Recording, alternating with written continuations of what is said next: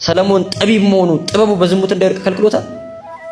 አልከለከለውም እኮ። ጣዖት ከሚያመልኩ ሴቶች ጋር በዝሙት ወድቆ እግዚአብሔርን ትቶ ለጣዖት ሰግዷል ሰለሞን። ዳዊት እግዚአብሔር እንደ ልቤ ብሎ የጠራው እንደ እግዚአብሔር ሐሳብ የሚኖር ሰው መሆኑ ቅዱስ መሆኑ ከዚያ ኃጢአት አድኖታል? አላድነው። የኦሪዮን ሚስት ቤርሳቤህን አርክሷል፣ እሱም ረክሷል። ስለዚህ እኛ ምን ስለሆነ ነው? ምንድነው ከዚህ ኃጢአት? የትኛው ጽድቃችን? ዲያቆን ስለሆነን፣ ዘማሪ ስለሆነን፣ አገልጋይ ስለሆነን? መሸሽ ነው መፍትሄው። እጄ ላይ አለን ብለን የምናስበው የትኛው መንፈሳዊነት የእናት ኃጢአት እንድናሸንፍ ጉልበት አይሆንም። እሳትን በጉያው ታቅፎ የማይቃጠል ማን ነው አለ መጽሐፍ። እኛ ከማን እንሻላለን? ከማንም አንሻልም።